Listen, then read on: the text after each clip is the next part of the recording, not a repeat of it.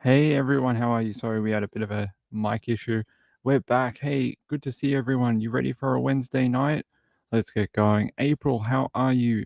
DJ, how are you? Yes, I know. I switched the time back. Good reminder. Thank you.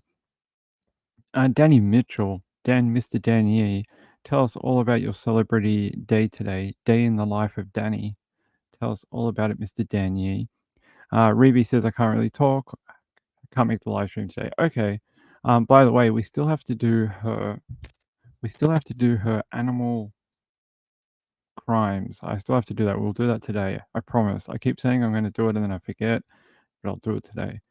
Good to see you, Marilyn Landis. And who else do we have here? Nita Phillips. Hey, Nita Phillips. Good to have you. Maria is here. Nana Lana.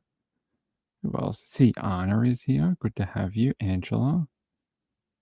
Just trying to scroll through, see who I missed. Diamond Heart, Moonlight View. DJ is here. Hey, how are you? Showtime. Yes, Showtime. Kathy Lynch and Lynn D. All right. Hey, let's get into it. The title says possible serial killer in Florida. Man, everything happens in Florida apparently, and especially when you combine dead women and prostitutes and multiple murders, he may end up with a serial killer. So let's find out what this is about. I'm going to load up something here for you. I'm going to show you this first.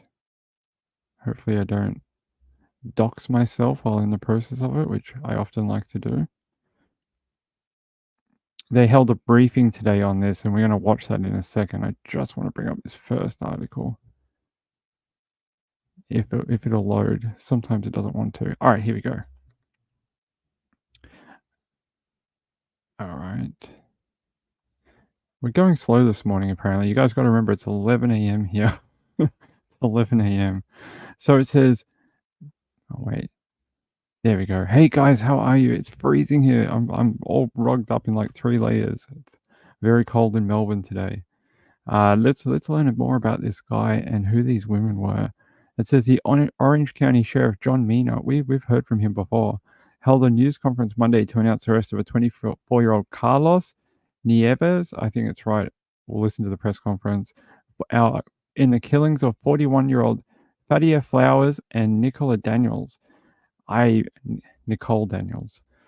That is awful. And he ultimately you listen to this press conference, it may need a bit of a trigger warning. A man arrested in the brutal murders of 2 women in Florida may have been a potential serial killer, authorities said.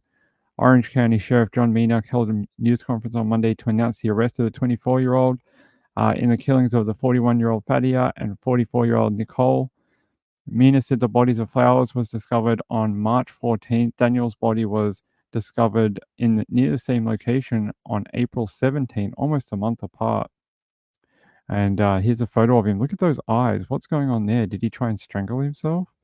It's very odd. It almost looks like he had some sort of oxygen deprivation at some point or something like that. You know, when people get strangled, their eyes go like this from burst capillaries in the eyes or whatever. So that's almost what it looks like. It makes him look worse. So that's his mugshot there. The sheriff says updates the community on the murders of 2 women in East Orange County and how our homicide detectives' vigilance may have stopped a potential serial killer. Well, he killed 2. I guess that sort of qualifies. Investigators said they found video surveillance that showed Daniels entering the distinctive pickup truck at a 7-Eleven before her killing. They said the truck belonged to Carlos, who was trying to sell the truck when he was arrested. Oh, that's always a good thing. Murder 2 women and then sell the vehicle. That's never suspicious.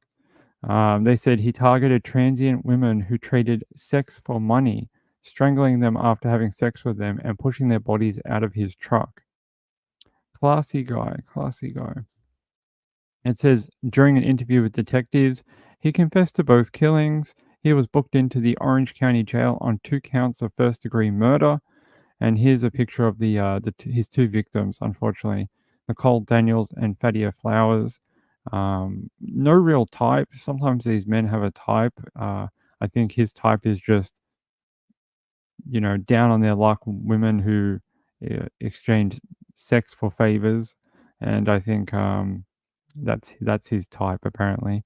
Easy, easy targets, and that's what makes it even more worse. I mean, these women are already having a tough time, and they have this predator that comes along and kills them. They said they're very confident because of our detectives' relentless efforts in this case that they have stopped him from becoming a prolific serial killer. He targeted women who he clearly thought would not be missed. He murdered them and dumped their bodies on the side of the road like they were trash. Yeah, well, they're not trash. They're people, and they deserve a lot more respect. Doesn't matter what they do for a job. It doesn't matter what part of their life they're in. There's many women that were in this part of their life and then turn around and become completely different people. We all go through different stages in our life. Just because you're a sex worker at one point doesn't mean you might not become, who knows, freaking counselor or something at one point.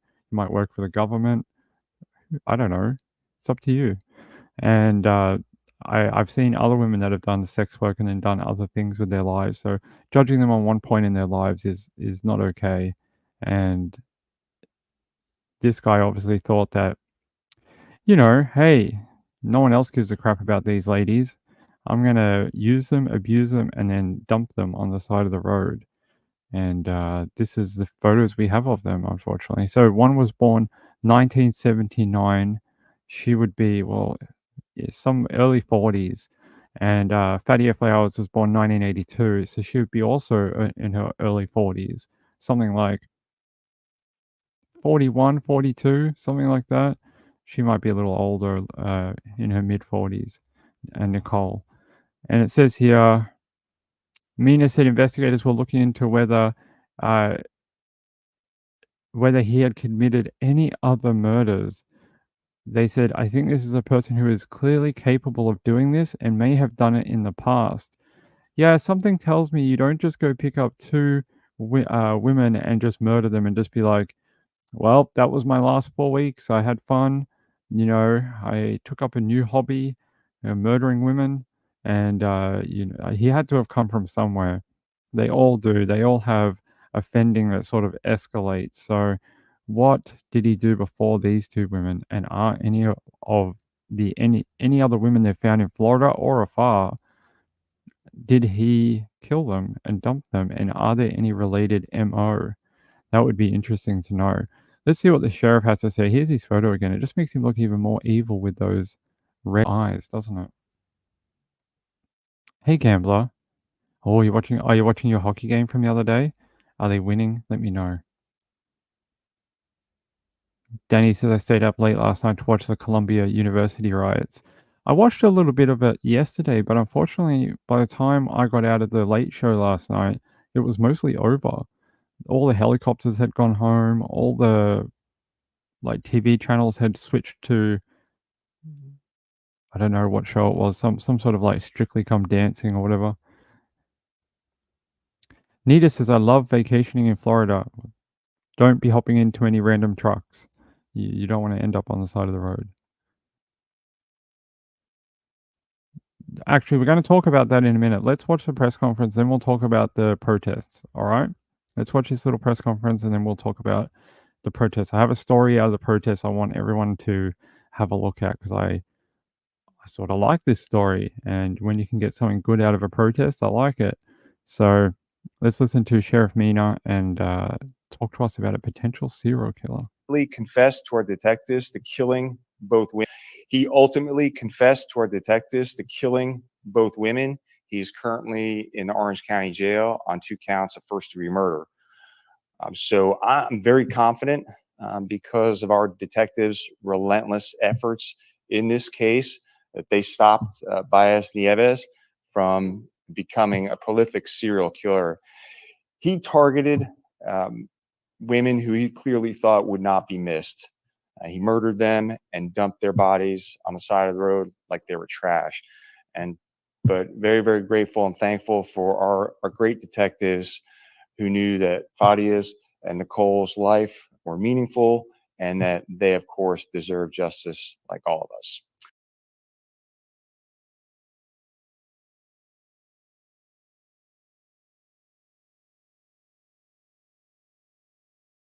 There you go. There's a should have been longer than that. I don't know why that was supposed to be like 10 minutes and then it died. It's not being our friend today, apparently. Here, let's go here. Thank you for being here today as we update the community on the murders of two women in East Orange County and how our detectives' vigilance may have stopped a potential serial killer.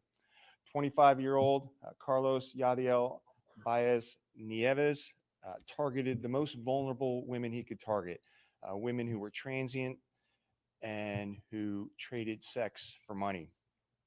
On two separate occasions, about a month apart, he picked up 41-year-old Fatia Flowers and 44-year-old Nicole Daniels, had sex with them, and strangled them to death. Then Baez Nieves drove to an intersection and pushed their lifeless bodies out of his truck. So we're going to give you the warrant affidavits, which have all of the details in there, but I'll give you a few more details. So didn't even bother to bury them or anything. He literally just, after he finished having sex with them and then killing them, he just pushed open the door and then just literally pushed them out and was like, "See you later. Thanks for your life. Peace out." And just drove away. I mean, if that doesn't show disregard for human life, I don't know what does.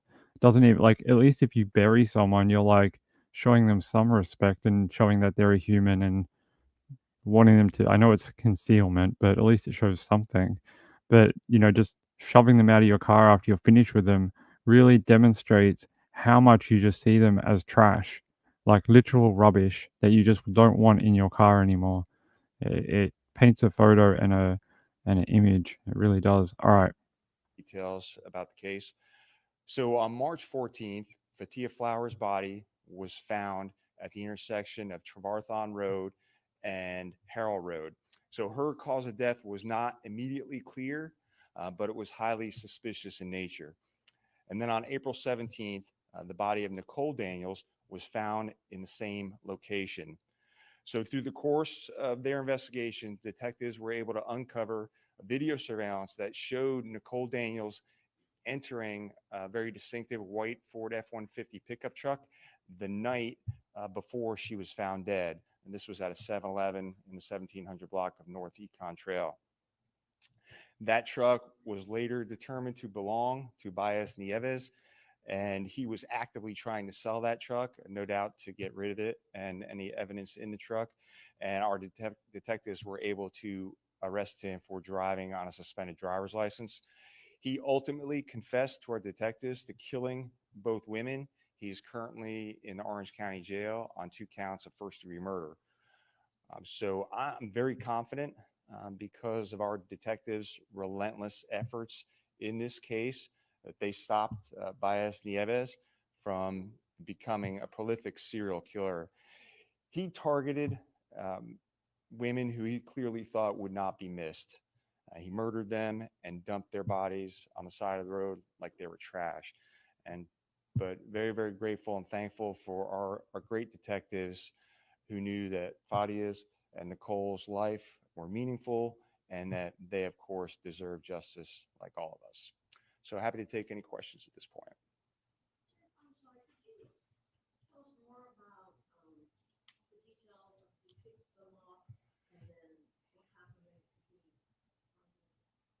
Yeah, so a lot of those details will be in the affidavit, but basically, these were women who traded money for sex.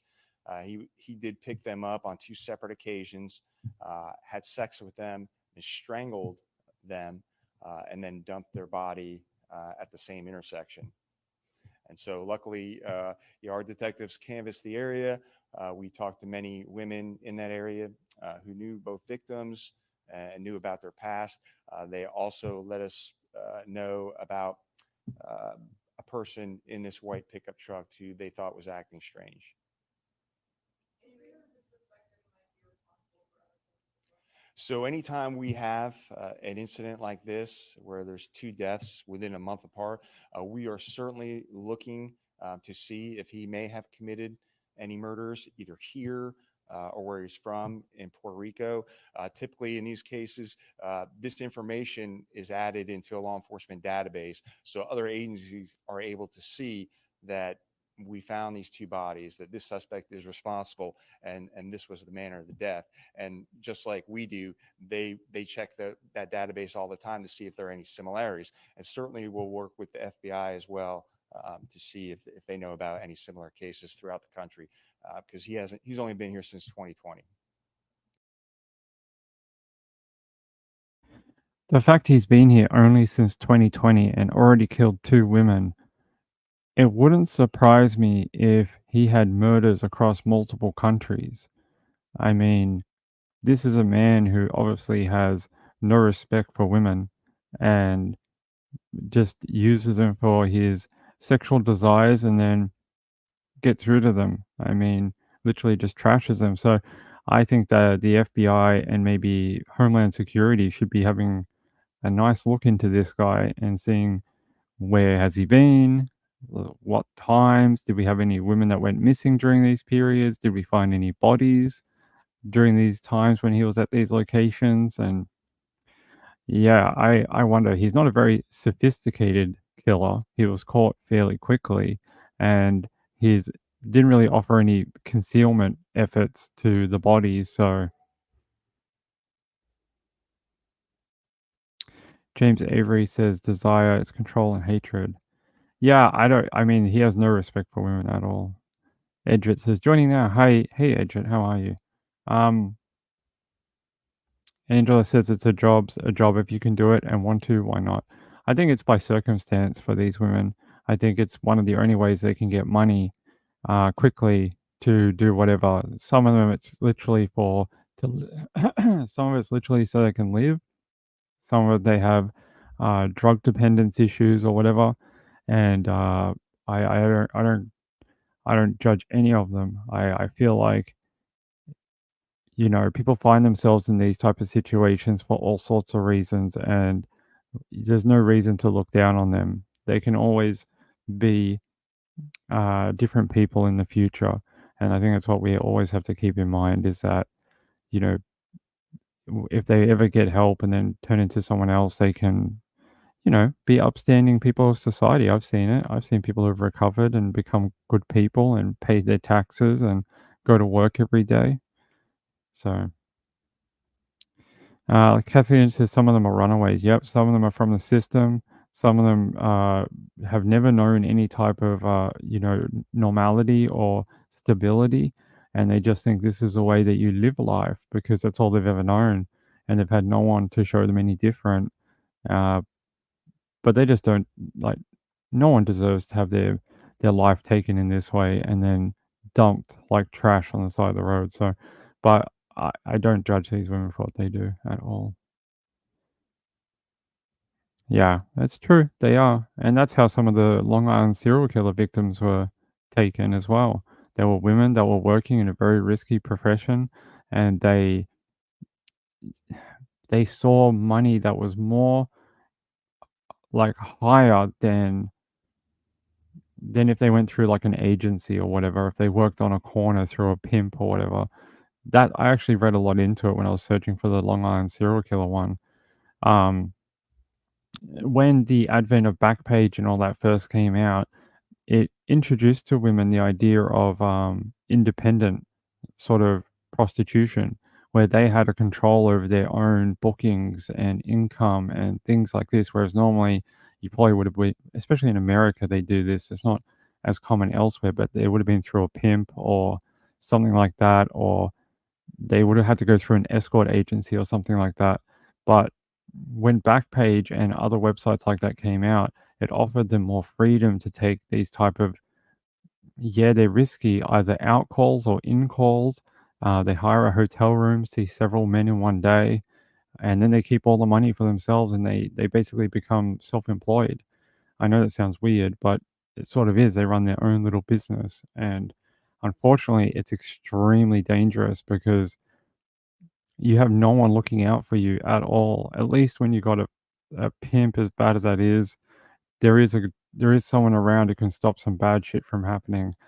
even though a lot of those women end up getting beat up as well. There's the other risks with that one too. But when you're working alone out of a hotel room, it's extremely risky. Or if you're doing out calls and you're jumping into cars or whatever, that's how a lot of the women from Long Island were taken. So they were offered huge amounts of money that they couldn't resist if they hit certain factors. So they couldn't bring a phone, they couldn't tell people where they were going. I mean, those should be red flags to any normal people, right? But when you're offered $2,000 for an overnight of work, who's gonna knock that back when you're in that situation? I don't think anyone's gonna knock back 2 grand. And the thing that that guy did, and I think we learned a little more, especially with Long Island, he built a rapport with the women first. So a lot of the women that he took, not all of them, but some of them, he actually had seen previously. So he sort of like built a little bit of trust with them, and that trust got them killed. It basically, they did they took the money. They wanted to get that big payday, and it ended up costing them in their lives. Not, I mean, it's not their fault. I just mean he's the killer, but you know. Anyway, I don't know why I went off on that tangent about that. But I find it interesting. I find these kind of murders very interesting, and I don't know what we could do to help them. Um, I think they're always going to be susceptible, especially when you're working on your own, or there's no way to track you, is there? You hop into a car, who knows you're there? No one. Unless you tell someone physically through a phone, hey, I'm hopping in a car with XYZ license plate. If something happens to me, make sure you call it in if I'm not back in 2 hours. Although that's why some of these women do have drivers that, you know, take them place to place. Nita says someone in survival mode is going to do whatever it takes. That's right. It's hard out there. Very hard. And I've seen some very sad stories from it. That's why I just don't judge any of these people doing what they have to do. Nanalana says, guys, my kitty caught a salamander today and went crazy. It bit its tail off in the fight, and we put the poor thing outside. What is a salamander? Is that a axolotl? Is that the same thing? Is that like a fish, a lizard that can go in water and outside water? What is a salamander? Yeah, it's an axolotl, right? So is that another name for it? It's an amphibian.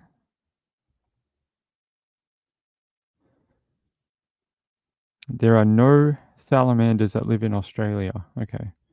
I have no idea what it is. So apparently it's some sort of lizard that lives in the water. They can live in like wet habitats, apparently. Apparently there's one called a Japanese giant salamander. It's pretty cool. Huh.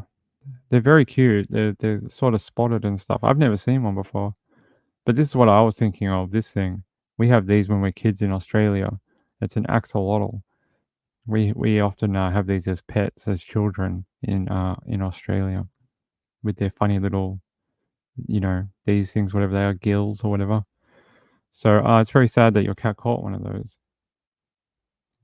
All right, shall we move on? I want to show you a story. I can't find the arrest documentation for that guy, Carlos.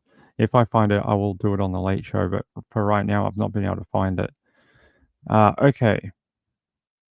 All right. I want to bring you a story out of the protests. And if you've been following the protests, you might be able to guess which one I'm going to show you. And it's these fellas.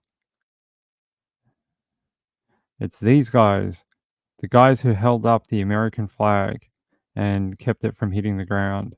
And someone started a GoFundMe for them to have like a big rager, to have a big party, and it's raised almost $250,000. I don't know what kind of party that's going to be, but it is going to be huge. It's that is going to be the world's largest, uh, you know, Greek party. It's going to be massive. They're going to make a movie about it. It's going to be huge. But these guys are pretty cool. In the midst of that protest, they actually saw that they were trying to rip down the American flag and then put up a different one. I'm not going to say which one. We can all guess.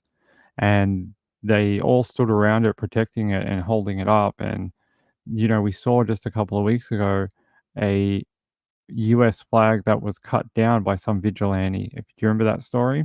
It was at a Veterans Affairs place, and the community was so outraged that they actually came out and bought them all brand new grills. They got them a new flag, a new flagpole, new spotlight and stuff, and the community really rallied around them. And it seems like these guys out of this fraternity are also getting that treatment from people across the US and probably from afar. I love it. They said in the midst of the chaos, the screaming, and the anti-Semitism, the hatred of faith and flag stood a platoon of American heroes, armored in vineyard vines and Patagonia, the I guess the brands, fueled by Zinn and White Claws. These triumphant Bohemians protected Old Glory from the unwashed Marxist horde, laughing at their shrieks and wails and shielding the stars and stripes from the Soviet missiles. It's pretty funny. Whoever wrote this has a good career in creative writing, but pretty cool. I like stories like this, especially in times of disruption. It's the small stories that you can find within the larger story that are often most intriguing. But yeah, I want to see the follow up. How are they going to spend that money? Is it going to be is it going to be like a series of parties? Are they going to do like a weekend, a 4-day festival? $250,000. It's a lot of money.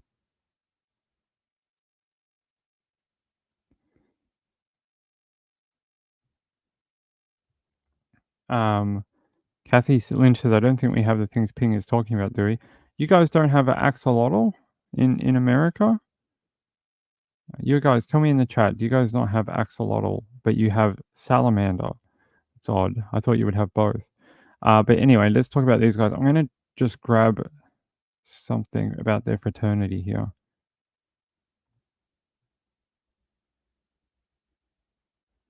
Where's that video? They had a video of them. Come on, computer.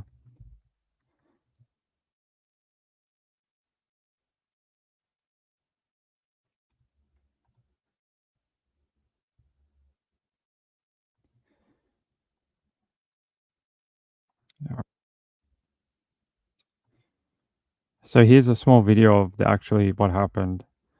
And I'm proud to be an American. All right, I can't play that song. We'll get in trouble, but you guys can see the video of them.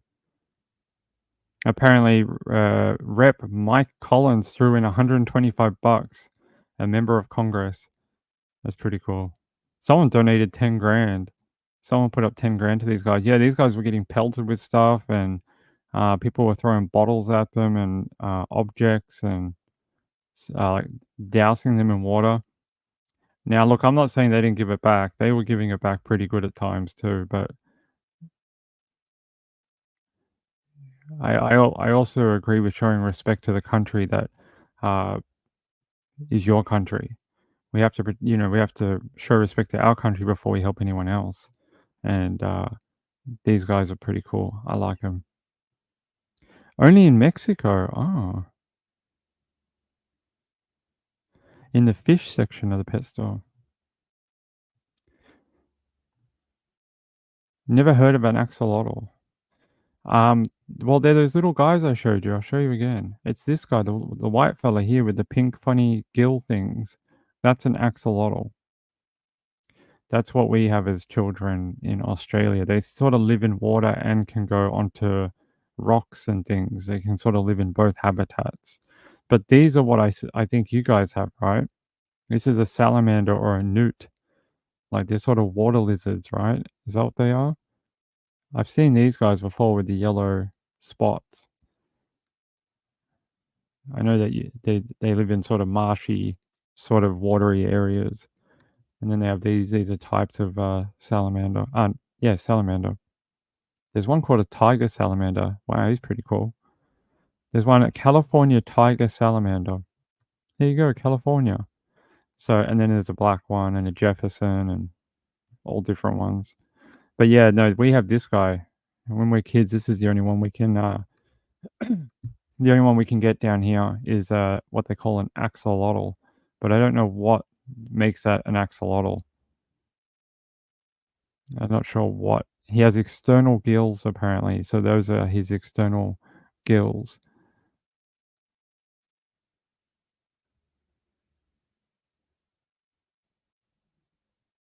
So apparently it spends most of its adult life in water. However, they can get up to a foot long. Wow. So yeah. So if you've never seen one of these guys before, they're pretty cool. Diane said, "Hey Diane, how are you?" Diane says, "I live in Indiana and we have those here." Oh, cool.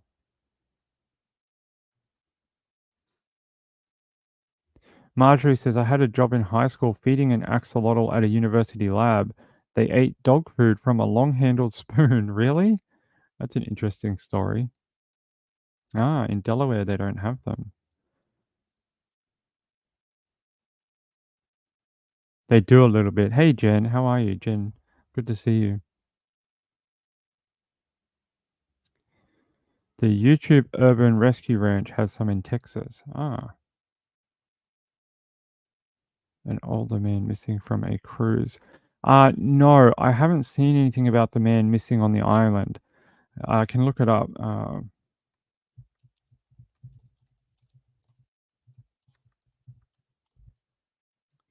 Is that Brad Solomon of Charleston? Charleston and Brad Solomon. Is that him? Yeah, Cozumel, right? Let's see. I don't have any update for him. Apparently, the Post and Courier newspaper says he's been missing in Mexico for 3 weeks and they still don't have any. He's 66 years old. He has dementia, early dementia. And there's been no update, unfortunately. They have not located him as far as I can tell. London Arts, so if you guys enjoy the true crime channel, London Arts, cool channel, they did a feature story on him the other day, about 5 days ago. So if you want to look that up, you could. Ah, they're in pet stores. Okay. Sean said I had one in my bedroom tank growing up. Yeah, I think a lot of Aussie kids had them growing up because they looked kind of unique and interesting. But yeah, they have not located Brad Solomon at all. So I can show you the photo of him. This was him here. And he wandered off in a market in Cozumel, Mexico on April 3rd, 2024. And his wife she went to the bathroom and came back out and he was gone. And they have no idea what happened to him. They searched the cruise ship. So they hopped off a cruise ship to do a day trip on the island. And then they came back and then she went to the bathroom. And then by the time she got back out, he was gone. And they don't know what happened to him. They have no idea. But he's obviously a Clemson man. He's wearing a Clemson jacket here with a Clemson hat. Go Tigers. And yeah, that's it. Vegemite Smile says, Ping, I just saw you have 800 and what? Do we? Didn't we have like 770 something the other day? Wow, thank you very much. I had no idea. Thank you. I'll give you guys a clap, all the people out there who actually subscribe. Thank you very much. Wow, that 1,000 target actually feels sort of within reach. Thank you to all the new subscribers, all 80 something of you, 77 or whatever. I appreciate it. I really do. Ginger Porter says, I wish America had axolotls. I think you can get some in different states, according to people in the chat. People in the chat reckon they are available at pet stores. So have a look around in your local area. Maybe you can find one. Maybe you can find an axolotl and you can name him Dragon. There was a surveillance camera showing him sort of walking out past the dock and into the market, but past that, they have no idea. They have no idea what happened to him. They've done actual searches into the jungle on Cozumel, all through the bushland. It's actually an island. It's not that big. We actually had a look on the map, and we did like measurements from each side. It's only like 15 kilometers wide at its largest point or something like that. It's not very big, and they've actually sent the army out there to have a look in the you know forest and that. Have no idea what happened to him. No idea. He just disappeared into thin air. Smash that like button. Thank you. I try and stay away from uh, asking people to either like or subscribe or donate or whatever. I try and just give you guys as much news as I can into my allotted time. And I don't know, so far that's worked pretty good. And I just continue with that. But I appreciate everyone saying it in the chat. Hey Jen, good to see you. Hey Sharon. It's been over a month since he went missing, and they have no idea. We asked people for you in chat. Thank you, I appreciate it. Because I just want to try bring you as much news and stories as I can. And we don't get a lot of time in the first show. We get an hour and a half, hour and 20 minutes, and that's it. That's all we get. All right. Let me try get you.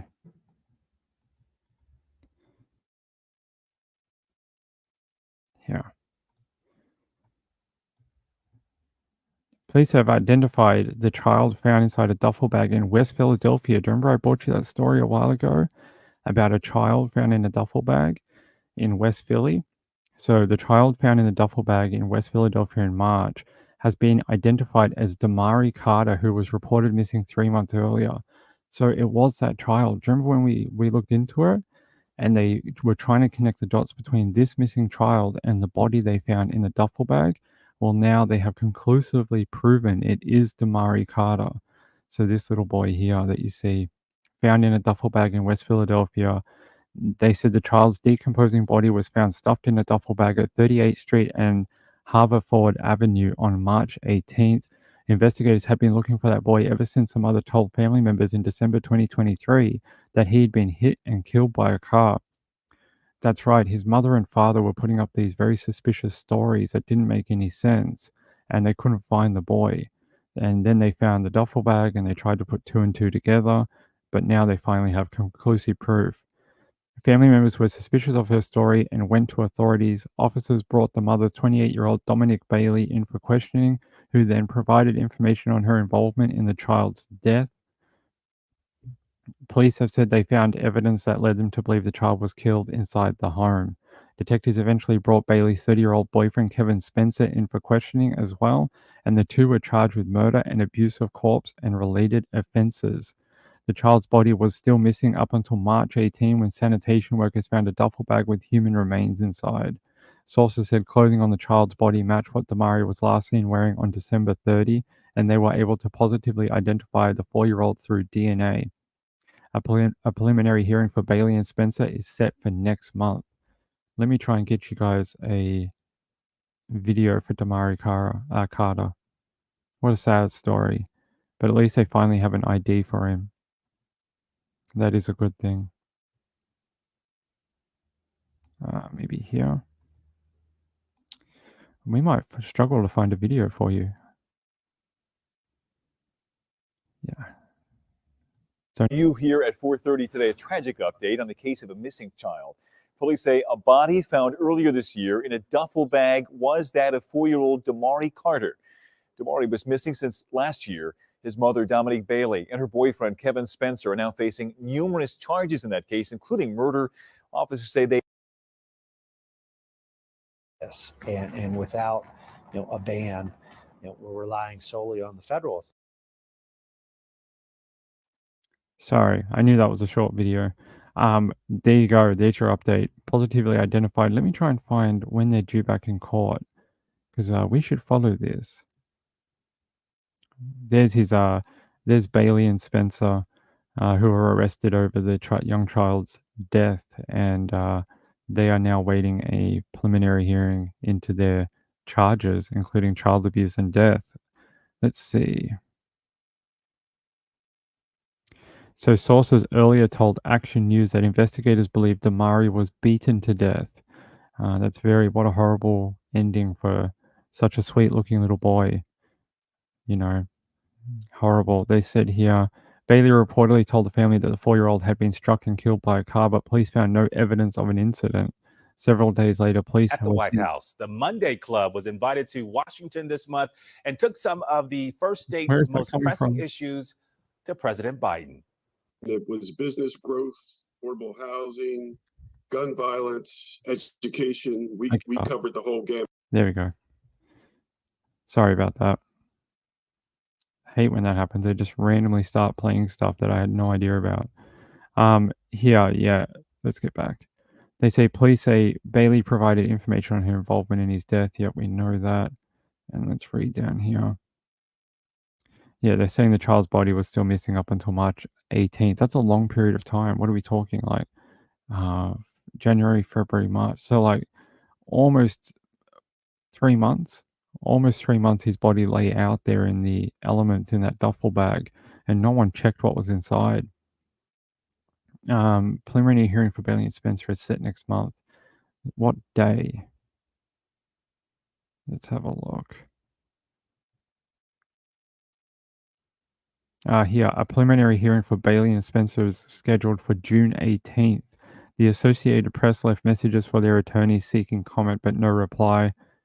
And they're saying Bailey eventually claimed she watched Spencer beat Carter to death at their home on December 7th until he lost consciousness, according to authorities. When they later realized the boy was dead, they disposed of the body, she told police. According to authorities, however, the couple did not tell investigators say where they put the corpse. So apparently he was dead maybe as early as December 7th, not 30. But the child was last seen alive in early December, but was not reported missing until December 30. So they think his time of death was sometime around December 7th, and he wasn't reported missing for another few weeks on December 30, just before New Year's Eve. How sad.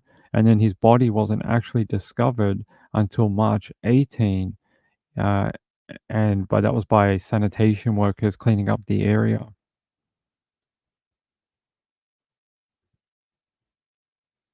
Did I just gain a cat? I just felt Muffin trying to jump into my chair. Hey! He's under there somewhere. I can feel him. All right. Yeah, very similar. We've had a lot of children's deaths, unfortunately.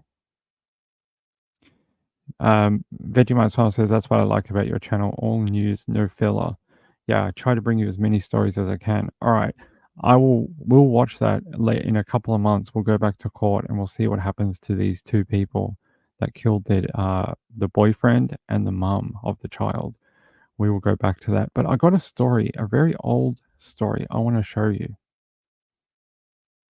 I want to show you this if I can.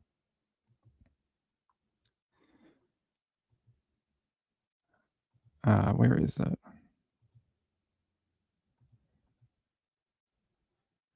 I've got a story about a guy who was flying a wingsuit who disappeared. And I'm hoping I can track down the story in my links for you. No? Okay.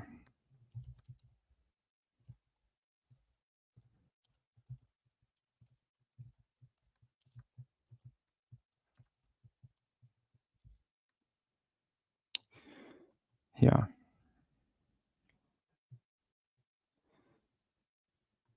So it's a very old story. It says a ground search has been called off for a 29-year-old Florida skydiver who disappeared Thursday after jumping above Mount Si, and his family has resigned itself to the likelihood of his death, a friend has said. They said, I'm still expecting him to walk out of the wood, said Art Schaefer of Florida Skydive Pacalta, where Robert Rupert Jr. learned to skydive more than 7 years ago, but they're saying that's not likely. Yeah, apparently he was flying a wingsuit, went missing, and this was 2013, and his body has never been recovered. I actually learned about it on another skydiving channel. They were talking about how their friend had never been recovered after going missing from a jump. They said West said the sheriff's helicopter may resume the air search once weather permits or if warranted by new information gleaned from Rupert's cell phone or charted helicopter flight path. But as far as I understand, I don't think they ever found him. Yeah, lost over Mount Si. They never actually located him. He went for. I'm going to show you something. Hold on. Yeah. I don't think I can blow this up for you. There you go. It says missing Kurt Edward Rupert Jr., 29. Kurt was last seen jumping from a helicopter intended to fly with a wingsuit over North Bend, Washington area near Mount Si on January 3rd, 2013. An extensive search turned up no sign of him. Kurt has a scar on his right knee. He's 6'1", 170 pounds, has black hair and brown eyes. If you have any information, contact Kings County Sheriff's Office at 206-263-2080. But as far like I said, as far as I know, yeah, he's been missing for more than 10 years, since 2013. There's not a lot of information on him, unfortunately, but I thought you guys might find this interesting that here. So the mysteries of the Cascades lost over Mount Si. So they're saying at approximately 4 minutes to 2, experienced wingsuit jumper Kurt Rupert Jr., age 29, of Lake City, Florida, jumped from a helicopter intending to glide over Mount Si and land at a location in North Bend, but was never seen again. Rupert was an accomplished jumper, logging over 1,000 jumps in less than a decade. Neither the pilot nor observers on the ground actually saw Rupert exit the helicopter, nor his path thereafter. An extensive search, or an exhaustive search, over 4 days was conducted by well over 100 personnel, yet turned up no trace of him. The initial air search was conducted by helicopter immediately after his disappearance. When search and rescue teams arrived on the scene high on Mount Si, they faced deep snow and windy conditions. Both the old and new trails were searched, as well as the Tenerife Cutoff. Conditions had improved by the time searchers reconvened at 800 hours. The initial search area was again combed, but with no leads. A search plan to cover the upper south ridge of Mount Si, the creek drainage coming from the southeast from the summit, and the upper basin on the north side of Mount Si. Just as teams were making their way to the rally point on the ridge east of the haystack, new information arrived based upon radar and cell phone information. This new data pointed to an area below the main trail and east of the old trail. Searchers scoured the area but found nothing. By Saturday, many more volunteers and support staff had arrived. Search and rescue teams from Everett, Olympia, Tacoma, and elsewhere were now involved. High probability areas were searched first, but when this revealed nothing, the search expanded into Mount Si's formidable western terrain. Teams were able to arrive at base before dark that evening, but due to the difficult country, some did not arrive back until 10:30 at night. You can see sort of the terrain that they're dealing with. All this sort of steep, mountainous, snow, alpine, very, very crazy. And they're saying the back bowl of Mount Si was searched, specifically large gaps Rupert may have tried to clear along his flight path.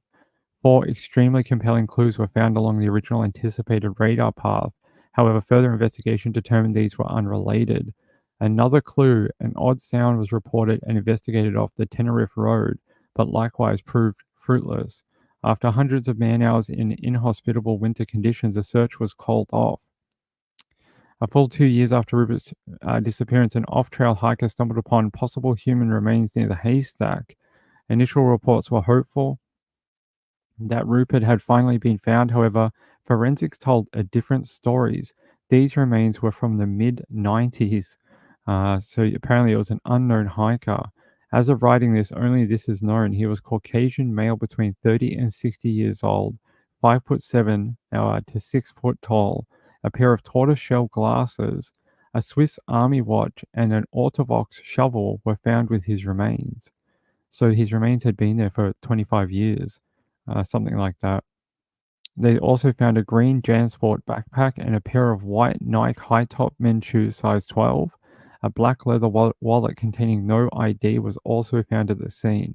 The forensic examination noted that the man had a great deal of dental work. Perhaps you or someone you know lost touch with around this time fits or matches that description. It also has been speculated the man may have been living on the mountain. They said current status, Kurt Rupert Jr. has not been seen since that fateful day, and any official search is long over. Much of the terrain is much of the terrain in the more probable search locations is extremely challenging and ever changing, seriously complicating any search efforts. Some of it is virtually inaccessible without the proper gear and mountaineering skills. Should you pick up the torch and continue the search, be careful.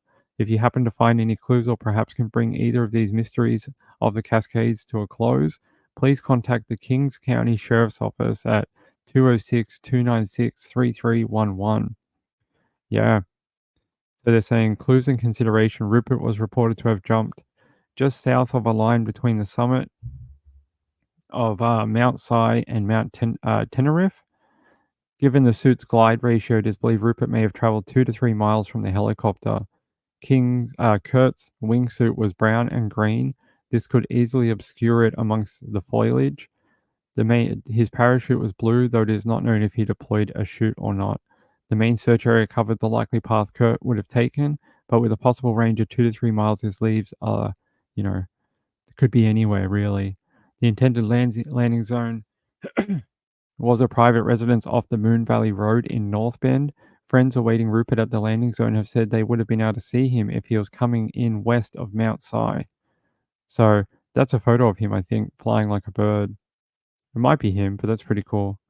So if you've ever seen these guys, they sort of fly in these things. I've even seen ones now where they put like a rocket in it so they can go even further. They have like these little tiny jet rockets that they put in the back here, and then they can go even further. So it's a pretty crazy sport. But I thought I'd show it to you because there's not too many cases like this that I come across that, have two mysteries in one. They go searching for someone else. They go searching for Kurt, and they find a body from 25 years ago.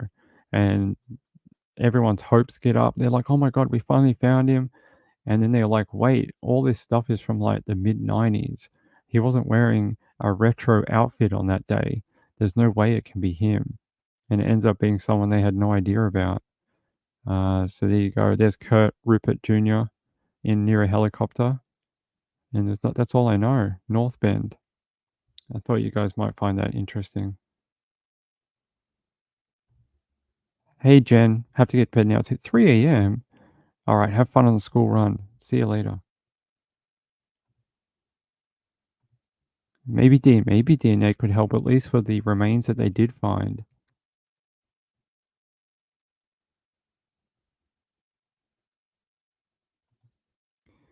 One case, a guy set fire on his wife and himself. Jeez.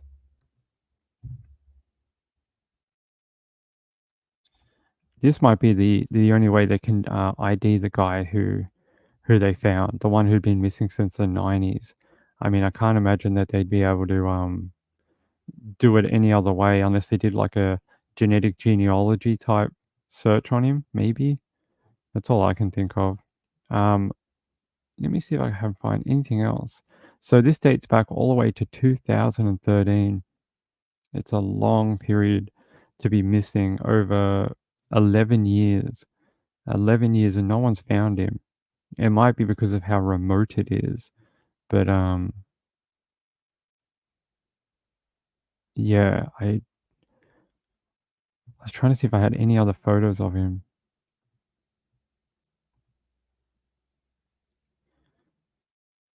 Let's see.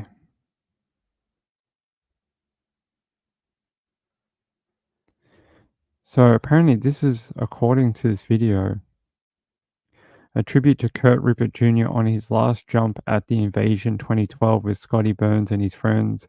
Kurt has been missing since January 3rd, 2013 after flying his wingsuit around some mountainous terrain in Washington state. Not only was Kurt adventurous and a talented wingsuit pilot, but he was generous and giving, often doing mission work in Haiti and you couldn't wipe that smile off his face. Blue Skies and Fly Free Brother. Let's have a look. If it has music, I'll have to pause it, but they're saying this was his last jump before the jump where he went missing. Let's have a look.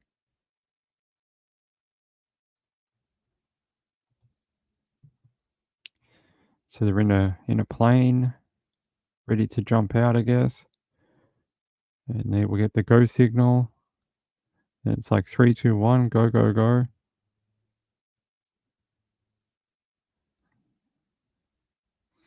So if you have vertigo, I'm sorry. I know there's people that have screen vertigo. I get it sometimes too. Here we go. That's what I like to do on a Sunday. Just hang off a plane.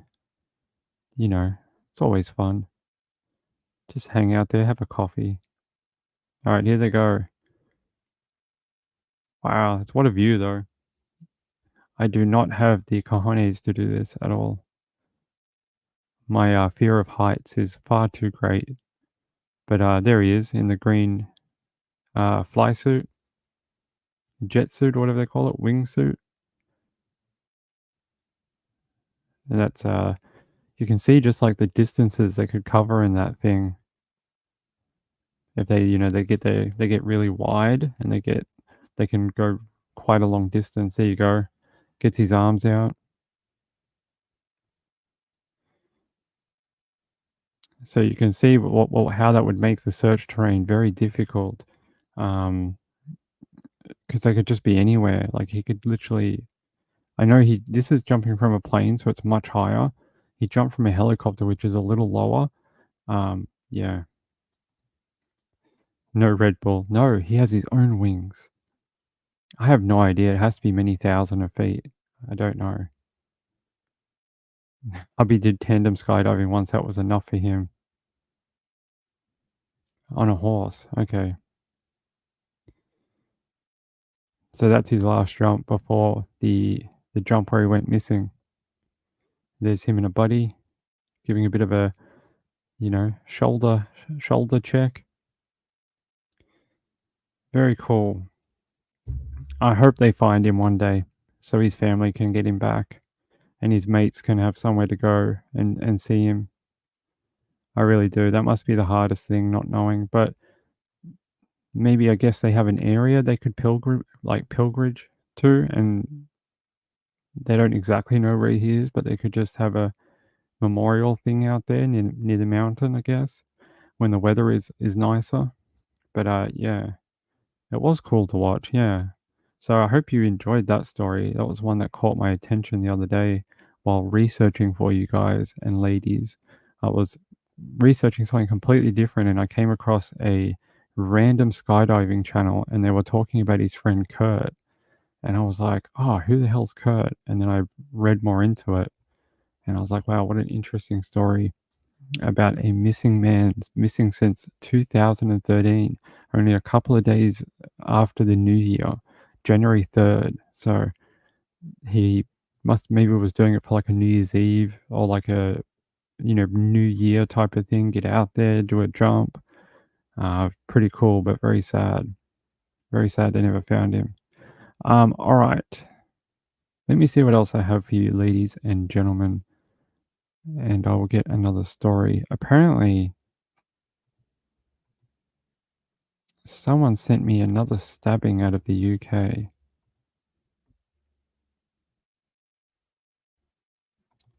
So they're saying Burley Academy boy 17 stabs child and 2 adults with broken bottle in horror attack.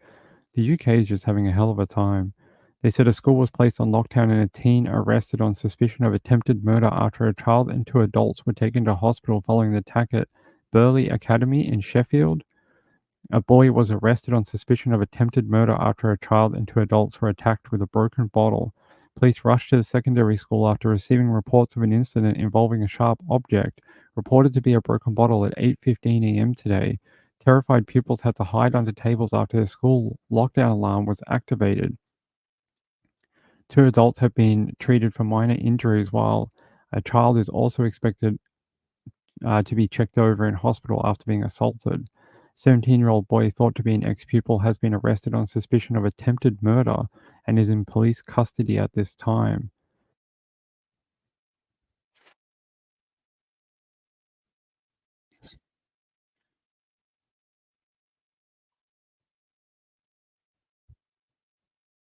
Shut up. Do you guys see that? I wasn't even on that page and it just randomly started playing a video. Just randomly started playing some sort of random news story. They gotta give me like a toggle switch for that. It's so annoying.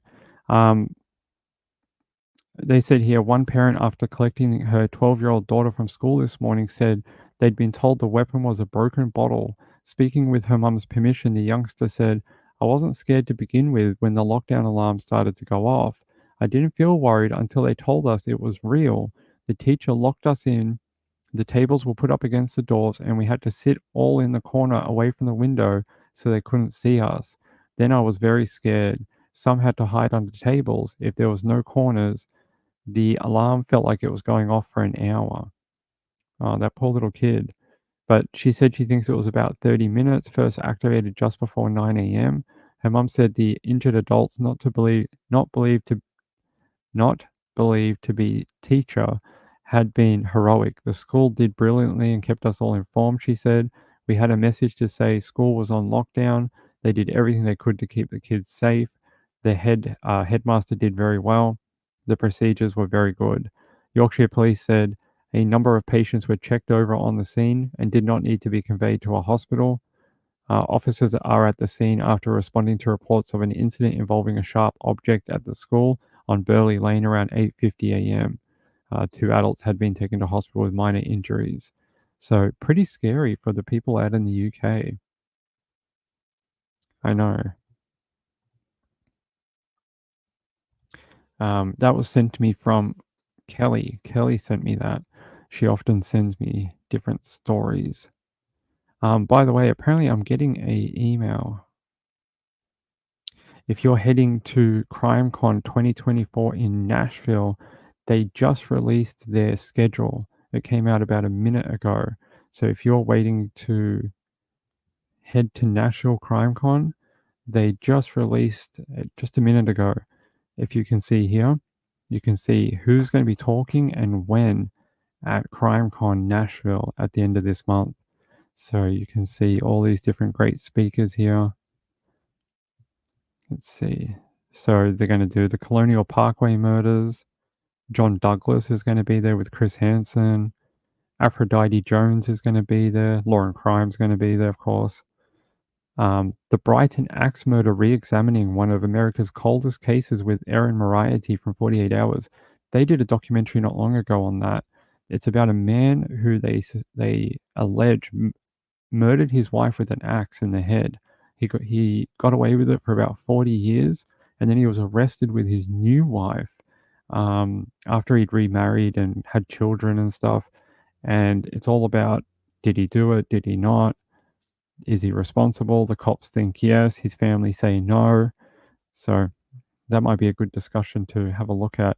They're also doing one on sextortion, the hidden epidemic you need to know about, with Tamia Woods, Chris Hansen, and Angeline Hartman. Dave Middleman and Kristen Middleman are going to be there for a meet and greet. If you're there, you have to go speak to them and pick their brain. They are amazing. And Marnie Hughes meet and greet, that'll be good. Ice Cold Case with Madison McGee, How to Start an Investigation podcast. There you go. Surviving a Serial Killer. So they've got a whole bunch of stuff. Joseph Scott Morgan's going to do a meet and greet. That'll be cool. Kerry Rawson's going to be there. Hey, Kerry. She's on my Twitter. Hey, Kerry. What a lovely, great lady. Nancy Grace. There's going to be a whole... Candace DeLong's again there. The Behavior Panel's doing a meet and greet. Who else is here? Anyone else? They're doing a VIP Family Annihilators panel with Joseph Scott Morgan. That'll be good. Cheryl McCollum's doing a ride along with Cheryl McCollum and Paul Holes. That'll be a really good one too. Apparently, John Douglas, An Evening with Mindhunter. You have to get a separate ticket for that one, but that'd be pretty cool. Brian Enton is going to be there. Really? I have to watch that. Some people like to call him News Daddy, but I don't think we're allowed to call him that anymore. Let's see. Anyone else good? No idea. There's John Walsh is going to be there apparently. I just saw when I was searching through John Walsh. So yeah, if you're heading to Nashville, have a great.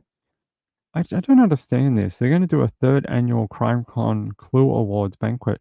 They just did the Clue Awards under 6 months ago in September. How can they do it again only 6 months later? It boggles my mind. How can you do it again so quickly? Snap Crackle Pop, house hunting is hard. I wish you luck in all your house hunting. Jenny says, I wish the standard tickets weren't sold out. They sold out long ago. Does anyone know if they're doing online viewing this year? Are they bringing the online ticket back? Does anyone know? They did it during the pandemic. I don't know if they're doing it now. Let's see.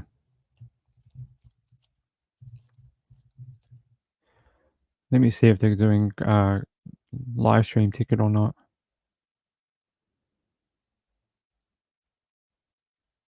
Doesn't seem so.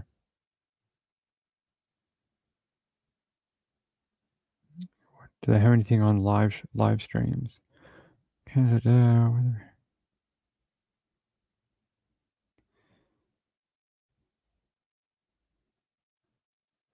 Will there be live stream tickets available? We'll make a decision about live stream when we get closer to the con, so stay tuned for an announcement via email and on this landing page. Well, it's less than about 3 weeks away, and if you haven't made a decision by now, you must not be doing it, because otherwise you would charge people. And I don't see any links to buy a ticket for that. Yeah, no tickets for a live stream, so just apparently, they still got standard tickets. If you would like a standard ticket, can you get one? Sold out gold VIP, sold out platinum. If I wanted a standard ticket, could you get one? If you would like a standard ticket, $399, you can go. There are tickets still available for Nashville. So if you weren't able to grab a ticket and would like one, you can grab one. I did. She was found in the back of a van. I did actually see that. Yep. She was found with some guy and they arrested the guy. Yep. Yes, Web Sleuths have a booth this year. They will be having a great time. I think Trish having a booth is much better than the other times she's done it. I think it's a better idea. I think the other times of just wandering around wasn't productive. I think actually having a booth where she can do stuff for Web Sleuths is a great idea. Much better. Let's see.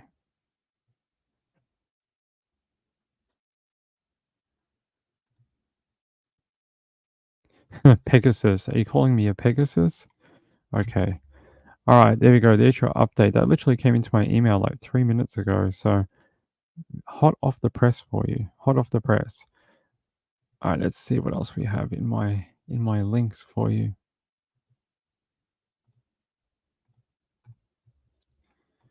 Always got stories for you. Actually, drugs. I actually had a very old cold case that I wanted to show you. Where is it? Give me a second. Give me 2 minutes, everyone. I had a cold case that I really wanted to show you.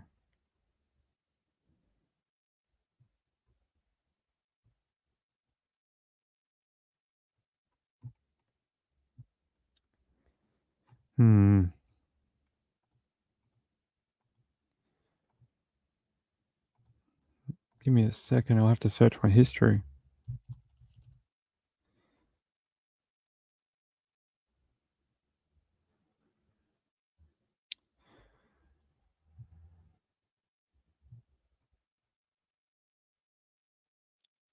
That's very annoying if I can't find it.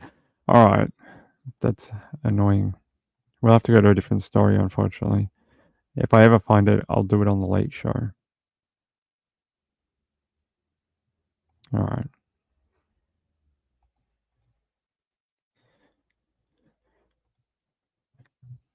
So, DA, mother of 4 infants found dead in a South Boston freezer, will not face charges.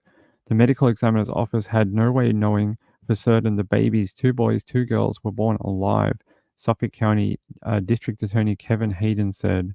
Despite identifying the mother and father of 4 infants whose remains were found in a South Boston apartment freezer in November 2020, officials will not pursue criminal charges in the bizarre case. The investigation, which is one of the most complex, unusual, and perplexing that this office has ever encountered, is now complete, Hayden said in a statement. While we do have some answers, there are many elements of this case that will never likely be answered. In November 17, 2022, Boston police responded to a 911 call about multiple babies located inside a freezer at 838 East Broadway. The DA's office said in a press release, a 911 caller explained that he and his wife found the remains while cleaning out his sister's apartment. 4 full-term babies, 2 male, 2 female, were found frozen solid and have been placed inside a shoebox wrapped in tinfoil.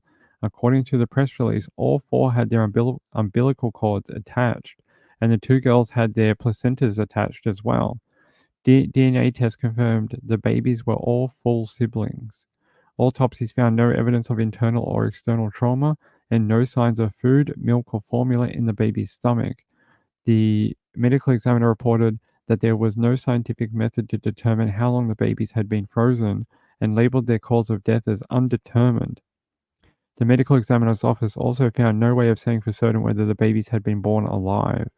Investigators learned that the apartment was owned and occupied by Alex Aldemir, 69, who likely began living there as early as April 1982, according to the DA's office. Officials located Aldemir in a residential healthcare facility and obtained a DNA sample through a court order, concluding that she was the mother of all 4 babies. That's crazy. The investigation also pointed police to a man who died in 2011 and likely the baby's father. A DNA test confirmed his paternity. According to the press release, she had another baby girl with the same man in 1982 and gave that child up for adoption. She worked for an accounting firm in Boston between 1980 and 2021, and co-workers reportedly told investigators they hadn't known she was pregnant at any point. They said she was a hard worker who rarely took vacations and described her as a heavy-set woman with a penchant for loose clothing. That would cover it up. Why the DA's office isn't bringing criminal charges, authorities ran into several roadblocks as they began to consider whether they could prove any crime surrounding the discovery. According to the DA's office, investigators could not prove that the babies were ever alive and had no cause or manner of death, nor any evidence pointing to trauma or injuries. The baby's father had been dead for more than a decade, and investigators were reportedly skeptical of her ability to stand trial after she appeared confused and unaware during an interview with police. A prosecutor's office cannot ethically move forward with a case in good faith it believes it cannot bring to trial. Here, based on the evidence obtained throughout the investigation, including the many unanswered questions about the cause of death of the 4 babies, prosecutors have made the determination that they will not be able to bring this case to trial. In his statement, Hayden thanked the prosecutors and investigators who worked on the case. All involved in the case did extraordinary work in the face of extraordinary challenges. Nearly every investigative avenue led to difficulties resulting from elapsed time, the passing of individuals with potentially relevant information, and other logistical factors. But all avenues were strenuously pursued, and as a result, we gathered all the facts we could. Though the investigation has wrapped and the DA's office has released its final report, Hayden acknowledged that some elements of the case remain unsolved. We will never know exactly when or where the babies were found in Alexis' apartment were born, and we will never know if the 4 babies were born alive. We will never know exactly what happened to them. We will never know how Alexis concealed her pregnancies or why she chose to do so. What a heartbreaking case, right? She was 28 in 1982, yep. Marylander says my daughter was born in 82. It doesn't say. Hold on. Let's have a look. Come on, Lynx, what are you doing to me? All right, let's have a look. I'm afraid November 22. Well, I'm guessing they were probably like just born, is what I'm gonna guess. Because they said there was no milk or anything in their stomachs, and when a baby is first born, I don't want to sound gross, but when a baby first poops, it's a different chemical to later on when it has mother's breast milk or bottle milk. There's a special chemical that a baby first passes when it's first born. They can tell if that chemical is in the baby's stomach or bowel. There is a way of telling what stage of after birth they are, but I don't know if they were able to tell anything past that.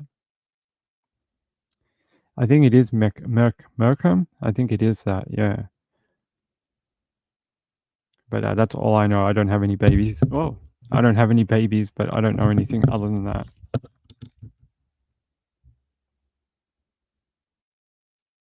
Jojo says, what should I have said? How long? I don't know. Oh, how long had she been keeping them? Decades. What, 1982 to 2022?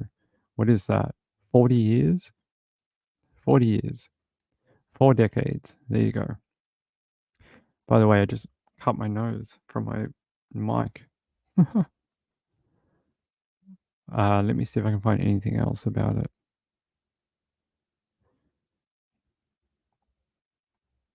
Is there another better link we can look at?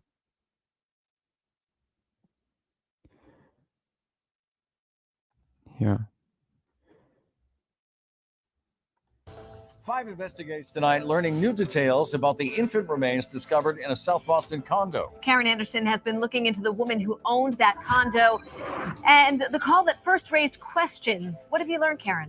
Well, Eric and Ed, it's still a mystery whose children those were or how they got there, but we do know the secret began to unravel all the way back in August. Police called to 838 East Broadway last month after the gruesome discovery, the remains of 4 infants in the freezer of Unit 3. Who were the parents? How did the bodies get there? Questions still unanswered.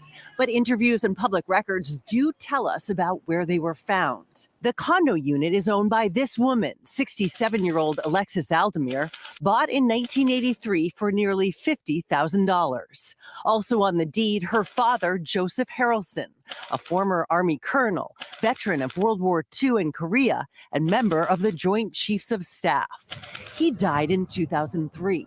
Alexis's mother, Jeanette, was divorced and lived in the same building until recently going into a nursing home. Years ago, I had 2 dogs and would be over at the park, and the mother, Jeanette, would walk over and sit on the bench and we would chit-chat.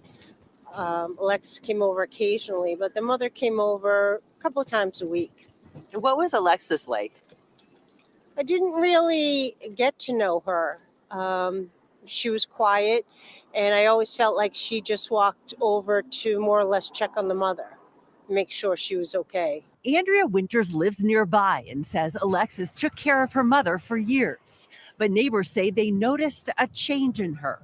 On August 15th, the smell of gas from her condo. Someone called police. According to probate court records, Alexis was found at home with the gas stove left on and with confusion. She was diagnosed with dementia and admitted to Tufts Medical Center. A social worker from the hospital went to probate court asking for a guardian to be appointed because of Alexis's inability to care for herself and for her to be discharged to a skilled nursing memory care facility for long-term care. Her brother came to Boston to clean out both condos. He called police after discovering the remains in the freezer. 2 infant boys, 2 infant girls in boxes wrapped in aluminum foil. Now, to be clear, authorities have not released any information suggesting wrongdoing by Alexis Aldemir or anyone in her family. The latest information from Boston police is that autopsy results are pending. Well, now you know, and now you know the ending to it.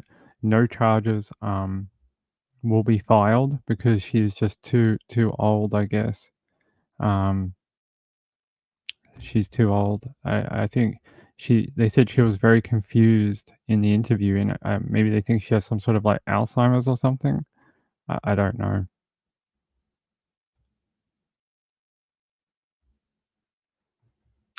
Yeah, the chemical that Moonlight View said is correct.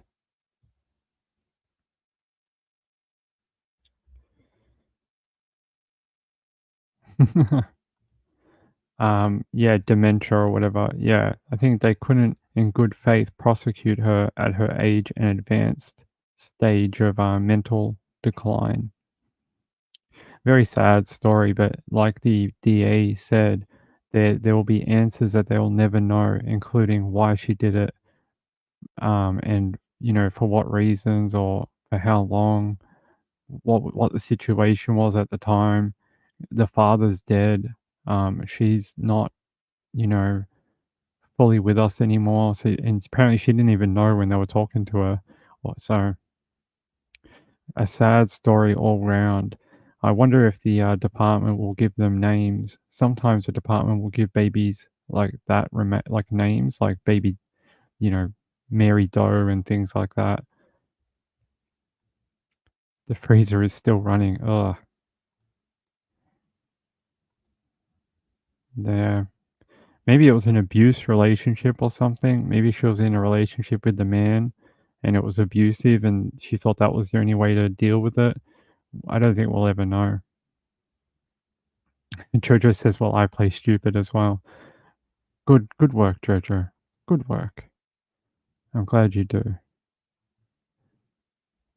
I think we scared off our friend, the one that I got her sentence wrong last week. I didn't mean to. I was just playing with, she meant to say unalive, and I was making a joke out of it. I was only joking. I hope she knows that. I always want her to be here because she's got great opinions. So if she's not here because she thinks I was making fun of her, I wasn't making fun of her. I was just being playful with her sentence. So I hope she comes back and hangs out. You would think so in 40 years' time, right? You would think it would have to be. Not with her father, the father of the children. Yeah, how could a freezer... She would have to have changed it at some point. Yeah, Angela, that's what I was thinking too. Some sort of abusive relationship or some sort of abuse. Sean says, my mom gave my 6-year-old a glass of wine and more odd things. I remember, like, Dad used to give us beer when we were young. Like, not much, like a sip of beer, but not a glass. We weren't ever allowed to have a glass of alcohol. All right, we have to wrap up. Hey, ladies and gentlemen, I really appreciate it. There is no video today. It's the first of the month. We don't have any new donators until tomorrow. So I don't have a video for you until tomorrow. But I can tell you that Nancy S., Kathy Lynch, Vicky K., and Sean A. will be the first 4 names on that list, as they are the only donators for the start of the month. So I appreciate it from those 4 people for doing their monthly thing. Wanted kitties. Well, I don't know where they are. There's one here. You guys can't see him, but he's just over here. Muffin. He's just over there, but he won't. He's having a weird day. I think he's. I don't know what he's up to. For frick's sake. Damn it. We don't have enough time because Trish is going to go out on and maybe. Hold on. Trish, I'm going to run long by like 3 minutes. Start your show by 3 minutes late, Trish. Hold on. Let me see. Let me see if I can grab it quickly from Reby. Where is it? Here. Nope, that's not it.